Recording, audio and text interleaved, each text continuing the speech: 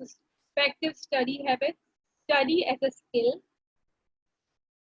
This is something, the initial 2 slides are very important to understand very carefully that if, for example, you don't understand the importance of this topic, you won't get much from this topic. But if you once understand these 2 important things, or this is this slide only, then you would take interest in the whole process. Okay, the main message on this slide is that study is a skill. It doesn't matter how hard you work for your study. You might get very less from your all the efforts if you do not know that this is a skill. There are certain ways to practice it and master this skill. Okay, I think there is one question.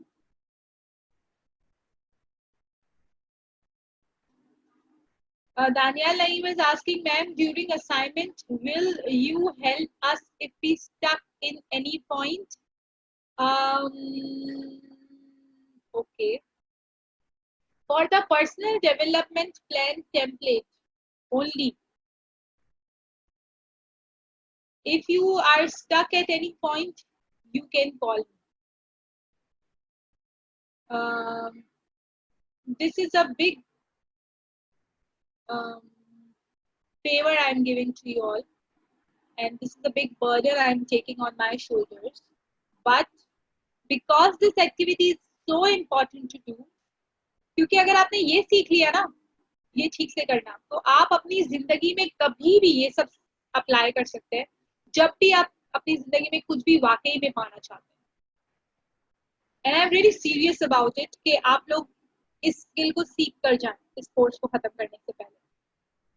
So yes, for this template, if you stuck somewhere actually and you really feel कि इसका answer आपको खुद नहीं मिल रहा है, I will give you the attention, I will answer your call, I will reply you. अगर मैं आपका फोन नहीं उठा पाऊँ तो आप लोग डिटेल में चैट बॉक्स में लिख सकते हैं और मुझे रिमाइंड करा सकते हैं. Okay, ma'am, thank you because it helps in our whole life. Yes, I understand this and I'm happy that you understand it as well. Now let's back to the topic, study as a skill. Study is a combination of various skills and practices. अब कौन सी ऐसी skills है जिनको master करना पड़ेगा so that you can perform best in your studies? Time management, self-discipline, concentration, memorization, organization, and effort. Self discipline का पूरा एक टॉपिक है जो कि हमने कवर किया. रिमेंबर द मार्शमैलो एक्सपेरिमेंट जिसके अंदर हमने बताया था कि research says that self control is the key of self discipline and achieving goals. तो सेल्फ डिसिप्लिन के ऊपर हम बहुत अच्छा डिस्कस कर चुके हैं और उसी के अंदर हमने टाइम मैनेजमेंट को भी डिस्कस किया था. द चार्ट भी डिस्कस जिसके अंदर हमें किन चीज़ों पे फोकस करना है, कौन सी चीज़ें रेलेवेंट है, कौन सी चीज़ें मोस्ट इम्पॉर्टेंट है, कौन सी चीज़ें अर्जेंट है मगर इम्पॉर्टेंट नहीं है. We have to put things in boxes and then we have to do the things which are urgent and important, and we should be doing and practicing in our everyday life those things which are not urgent but are very important, such as your health.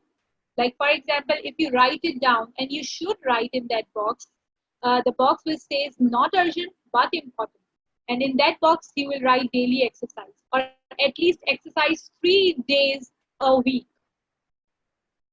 So that is not urgent right now because you are fortunately not dealing with any health challenge.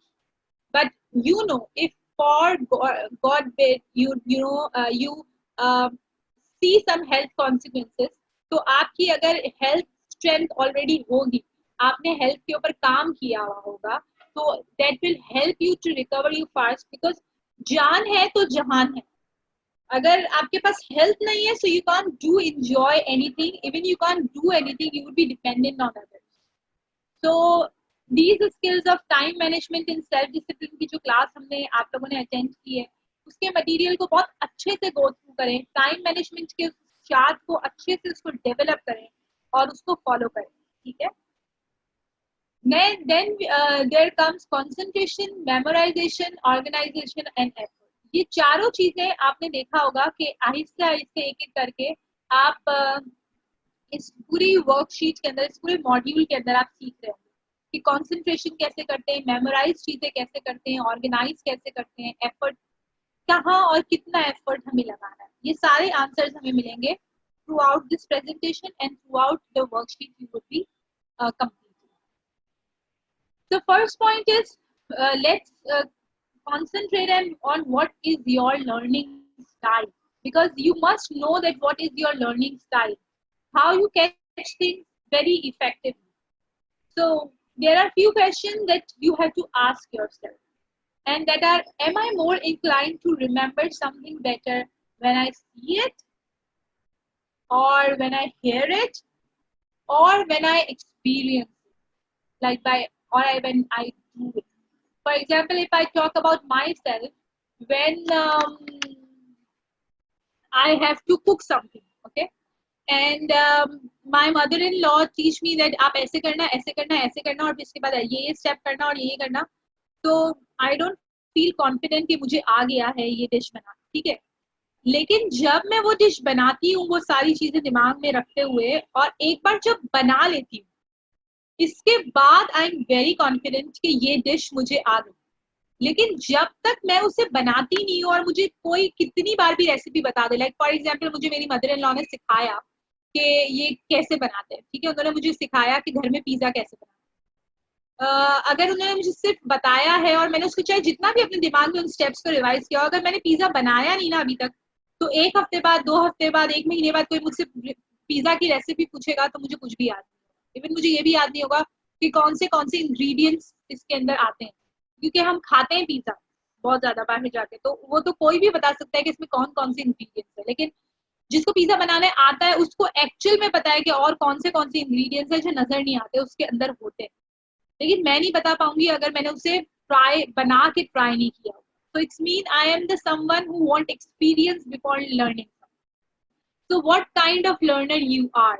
Are you able to learn things just by seeing them? Are you able to learn things just by hearing them? Or do you want a combination of seeing and hearing, like the video things, like you can see me, you can hear me, but actually you can just hear me about things. You are not actually seeing what, you can see the presentation, but there are so many things we talk about and you cannot actually see it. You can visualize it, but so it's mean you can, if you can visualize what I'm saying, you can imagine what I'm saying, then it means you are visualized learner. Okay? That is your strength. But if no matter how hard I try to explain you, you do not get it until you experience it. For example, ये जो smart goals कैसे बनाते हैं, ये सब आपको lecture के through अगर सिर्फ सिखाया जाए, व्हाट आई अंडरस्टैंड इज कि अगर आपको सिर्फ ये बताया जाए कि पर्सनल डेवलपमेंट किसको बोलते हैं, और आपको दिखा भी दी जाए बहुत सारी पर्सनल स्टेटमेंट, तब भी आप उनके अंदर मास्टर नहीं करेंगे until or unless you experience making your own personal state, vision state. So what I did, I changed it in a way, or I make a project for you so that you can actually doing it in your life, so that you see it, you hear it, and you experience it. So there is no chance for you to forget it. You actually learn it. Okay? So it's not something like learning styles में सीखते वक्त एक तो आपको ये भी identify करना है कि इनमें से आपकी स्ट्रेंथ कौन सी है, और अगर आपको लगता है कि कोई चीज बहुत इंपॉर्टेंट है, you have to learn it, so you can use the combination of these styles as well for you. We all use all three learning channels in learning about the world around us, but each of us has a tendency to learn more heavily on one of the three learning channels. See, we use all the learning channels, all three learning channels, but we have tendency to learn more heavily from one of the channels. That could be visual, auditory, and hands-on. You can improve your study habits by developing all three learning channels. आप तीनों के ऊपर अगर काम करते हैं, जो कि अभी हम आगे देखेंगे कि कैसे कैसे किया जा सकता है, all will help you a lot. अभी आप लोग देख रहे हैं ऑनलाइन क्लासेस में, the most interesting part is कि इसमें आपको टीचर का लेक्चर भी मिलता है, फिर आपको वीडियोस भी देखने के लिए मिलती हैं, और फिर आपको कुछ टेड टॉक भी सुनने को मिल रहे होते हैं उसी टॉपिक से रिलेटेड, और फिर आपको कुछ असाइनमेंट्स भी मिल रहे होते हैं जिनको आप एक्चुअली कर रहे होते हैं और एक्सपीरियंस कर रहे होते हैं। और बहुत सारे असाइनमेंट्स ऐसे भी होते हैं जो आपको कहते हैं कि आप उसको एक्सपीरियंस करें। फॉर एग्जाम्पल, मेरी साइकोलॉजी की नेक्स्ट क्लास के अंदर मैं उन लोगों को पॉजिटिव साइकोलॉजी पढ़ाने वाली हूँ, जिसके अंदर मैं उनको ये पढ़ाने वाली हूँ कि शुक्रगुजारी, ग्रेटिट्यूड का जो आपके अंदर एक एटीट्यूड होता है, attitude of gratitude is very much healthy for your mental health. तो उसके लिए मैंने क्या किया है, उनको एक हफ्ता पहले, अब जो मेरी नेक्स्ट वीक की क्लास है उससे पहले मैंने एक हफ्ता पहले असाइनमेंट अपलोड कर दिया है, और उनको कहा है कि हर रोज रात को सोने से पहले उनको कोई भी 3 चीज के बारे में सोचना है, और उनको सोचकर उनको दोबारा से उस एक्सपीरियंस को रीलिव करना है, और उस रीलिव एक्सपीरियंस के वक्त अल्लाह ताला को शुक्र करना है, अपने लॉर्ड को, जिसको भी आप मानते हैं उसको शुक्र अदा करना है, और फिर आपको सोना है। एंड जब वो अब वो एक हफ्ते बाद नेक्स्ट क्लास में आएंगे, तो इट्स नॉट कि मैं उनको कोई चीज सिर्फ बोल के सिखा रही होंगी, अब उनके पास एक्सपीरियंस भी होगा, और फिर जब वो अपने एक्सपीरियंस शेयर करेंगे, so I am hopeful that they would learn this for their whole life and they will keep doing it in their life. कभी कभार भूल जाएंगे, फिर जब उदास होंगे, परेशान होंगे, तो उनको शायद याद आ जाएगा कि हमारी टीचर ने हमें ये सिखाया था, और हमने प्रैक्टिस भी किया था, हमने एक्सपीरियंस भी किया था, हमें अच्छा उसको फील भी हुआ था, तो लेट्स डू इट। और वो अपने मुश्किल वक्तों में जब इस चीज को यूज करेंगे, तो I am confident, because I love positive psychology in a way, because वो ही बातें कह रहा है जो हमारे रिलीजन ने हमसे कहा था, यानी कि जो रिलीजन हमें इतनी आसानी से मिल गया था, और जिसकी हम इतनी कदर नहीं करते, और जो हम समझते हैं कि यार ये दुनिया, इस दुनिया में जीना है तो रिलीजन का कोई काम नहीं है, but now research science prove कर रही है, now science is proving it कि जो भी एथिकल वैल्यूज हमें हमारे रिलीजन, और इवन आप कम्युनिस्ट सोसाइटी में भी चले जाए, जो एथिकल वैल्यूज हमें सिखाए जाते हैं, वो सब एक्चुअली हमारी मेंटल हेल्थ के लिए इतना इम्पोर्टेंट है। Gratitude, developing an attitude of gratitude is an important element of the religion of Islam, जो हमें सिखाया जाता है। और अब जब मैं रिसर्च पढ़ रही हूँ, जब मैं अपनी स्टडी कर रही हूँ, I have PhD in psychology, तो उस वक्त उस सर्च के अंदर आई हैव फाउंड आउट कि जब इसको साइंटिफिकली स्टडी करके देखा गया, तो वो भी प्रूव हुआ कि अगर कोई depressive patient, the person who is a patient of major depression, अगर ये 40 डेज तक कंटिन्यूसली ये ग्रेटिट्यूड हैबिट को फॉलो करे for 40 days, then there are clear empirical evidence that that person would be out of depression. So this is the beauty which I have found, and I feel like उसमें आपको, आप तब तक उस beauty को चख नहीं सकेंगे जब तक आप उसको एक्सपीरियंस नहीं करेंगे। So I really want कि जो भी आप लोग सीखना चाहते हैं उसे एक्सपीरियंस करें, plan it in a way that you can experience it actually.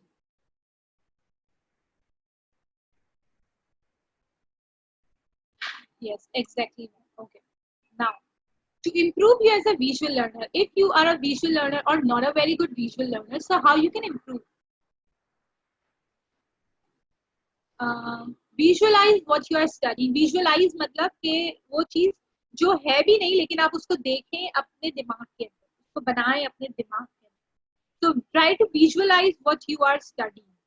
You can use colors, like आप उसको हाईलाइट कर सकते हैं वो चीजें जो आपको इम्पोर्टेंट लगती है।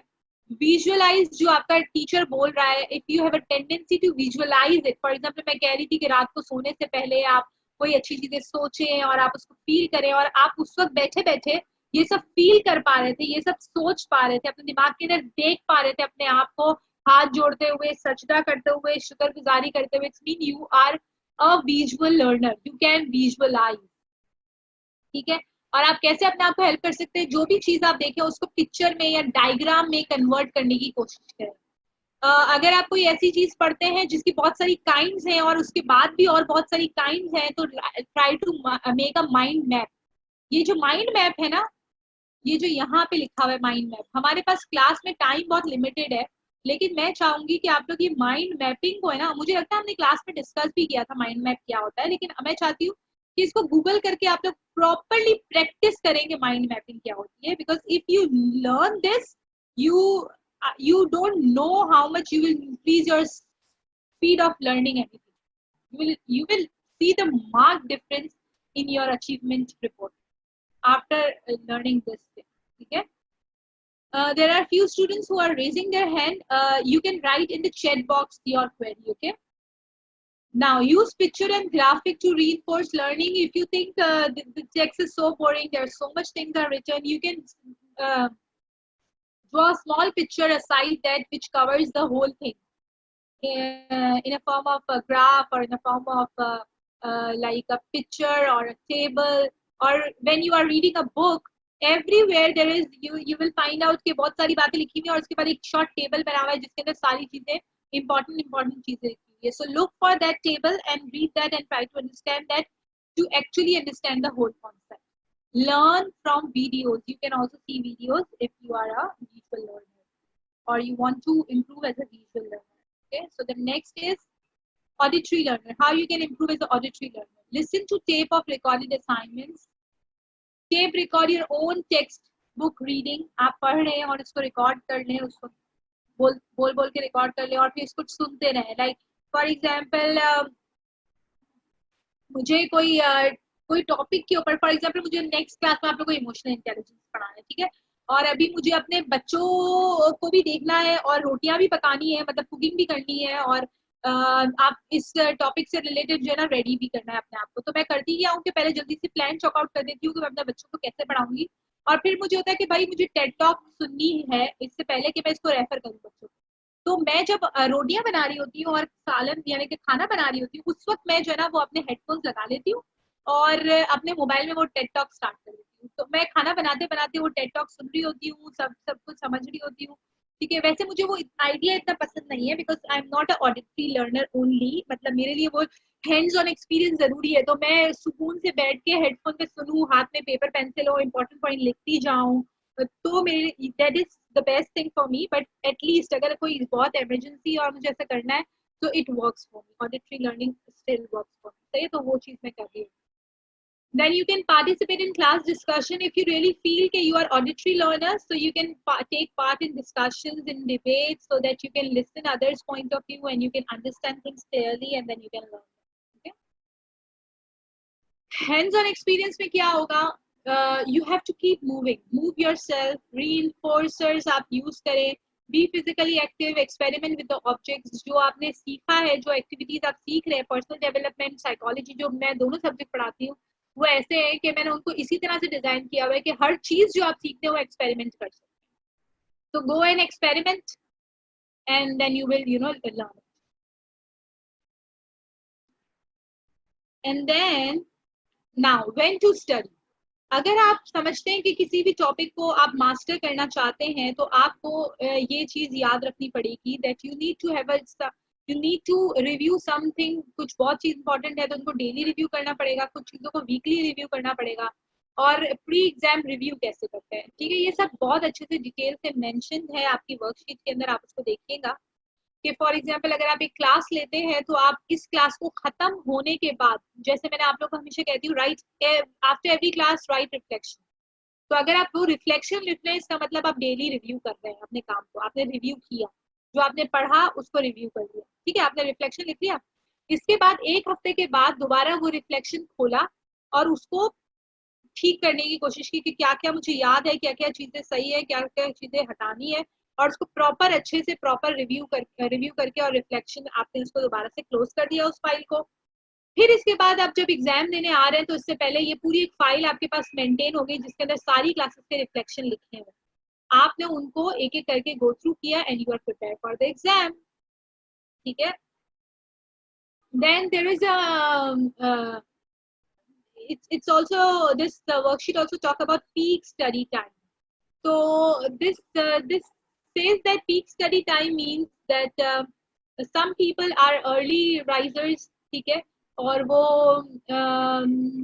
सुबह उठ के उनका पीक टाइम होता है जब वो सबसे इम्पोर्टेंट और सबसे डिफिकल्ट टाइम काम इवन कर सकते हैं. ठीक है, तो आई वुड, जैसे मैं अगर अपनी बात करूं, जब मैं अपना पीएचडी कर रही थी तो मैं इनिशियली जब अपना पीएचडी अपने घर के सारे काम निपटाने के बाद और दोपहर में बैठ के अपना थीसिस लिखने की कोशिश करती थी तो मैं नहीं लिख पाती. मेरा बिल्कुल भी दिमाग नहीं चलता था और मैंने बहुत महीने लगाए और मैं बहुत अपसेट हो गई और मुझे एक वक्त आया लगने लगा कि थीसिस मेरे बस में ही नहीं है, मैं नहीं लिख पाऊंगी। फिर one day I was very upset. मेरी मदर इन लॉ ने मुझसे पूछा कि आपका क्या प्रॉब्लम है। मैंने अपने दिमाग में सोचा यार इनको क्या पता, आई मीन इनको मेरी प्रॉब्लम क्या समझ में आने वाली है।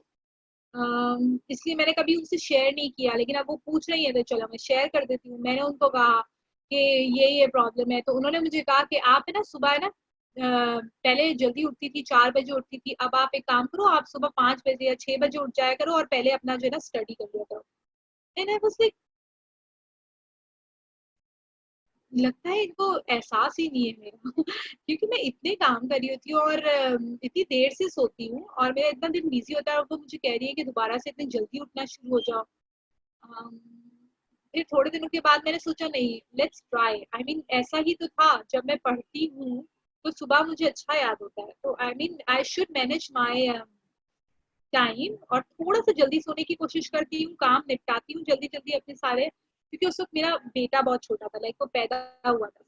तो सारी चीजें मैनेज करने की कोशिश करती हूँ और सुबह जो है ना सबसे पहला काम उठ के ये करूंगी, फ्रेश दिमाग के साथ अपना थीसिस का काम करूंगी। And trust in just few days I was like कि यार ये तो मिरेकल हो गया। मतलब मैं पूरा पूरा आर्टिकल पढ़ के, मतलब गूगल स्कॉलर पे अगर आप जाके देखें, एक आर्टिकल बड़ा लंबा आर्टिकल होता है, रिसर्च आर्टिकल, पूरा प्रॉपर उसको अच्छे से पढ़ के उसके इंपॉर्टेंट पॉइंट्स जो है ना वो नोट डाउन करके और उसको समझ सकती थी।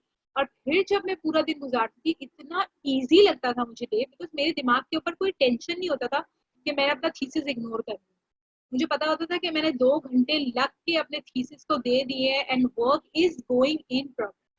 और वो जो सेटिस्फेक्शन और रिलैक्सेशन मुझे मिली थी, इसलिए कहते हैं कि अच्छे लोगों का पास होना और या फिर आपको कभी अच्छी एडवाइस देने वाले लोग जिंदगी में होना एक ब्लेसिंग होती है।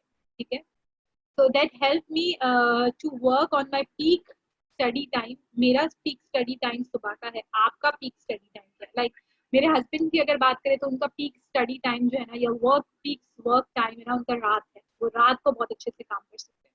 तो यू नीड टू आइडेंटिफाई कि आपका वक्त कौन सा है और उस वक्त सबसे डिफिकल्ट और सबसे इम्पोर्टेंट काम को पहले करें